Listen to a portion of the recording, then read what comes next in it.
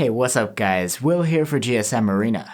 This is the Poco F3, and true to the Poco name, it brings a bunch of high-level features for not that high of a price.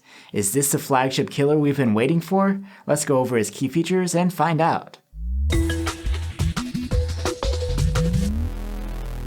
Poco has just launched two mid-rangers, the X3 Pro and the F3. While the X3 Pro does have a lot to offer, the F3 is a bit pricier and is the more premium device.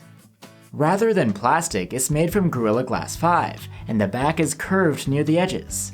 The glossy finish is shiny and mirror-like, and the phone feels overall quite light and thin in the hand. Right now, the Poco F3 is going for about €350, 100 more than the X3 Pro. So besides the glass back, what does this phone offer that the cheaper one doesn't? One upgrade is the flagship grade display. It's a 6.67-inch AMOLED panel, not an LCD. It's got a fast 120Hz refresh rate, a 1080p resolution, Gorilla Glass 5 protection, and HDR10+ support. A unique feature here is that the panel has a 360Hz touch sampling rate, higher than we've seen on dedicated gaming phones. So along with the smoothness from the high refresh rate, the responsiveness here should be unmatched. And gaming performance of the Poco F3 should be awesome, thanks to a flagship-grade Snapdragon 870 chipset. It's more powerful than last year's Snapdragon 865 Plus, and it's an upgrade over the 860 and the X3 Pro, having higher clock speeds and support for 5G connectivity.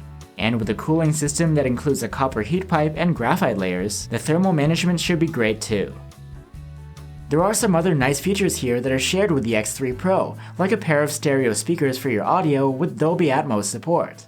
And the Poco F3's cameras are largely the same too. You get an identical 48MP quad-Bayer main cam and 8MP ultra-wide.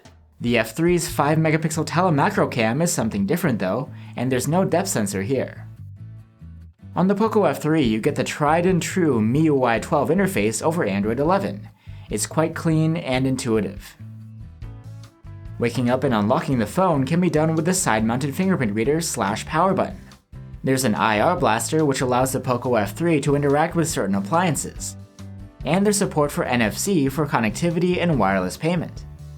The Poco F3 and X3 Pro come with the same 33-watt fast charging. However, the battery capacity is smaller here, at 4,520 mAh. There are a couple of features missing on the F3 too. For example, there's no 3.5mm jack for headphones, and while you have 128 or 256 gigs of storage on board, it's not expandable. So there you have it guys, the Poco F3 looks like a pretty nice deal, €350 for a Gorilla Glass phone with flagship level specs, except for maybe the cameras. I am curious as to how the battery life will hold up too. Let us know what you think about the Poco F3, and I'll see you soon with our full review.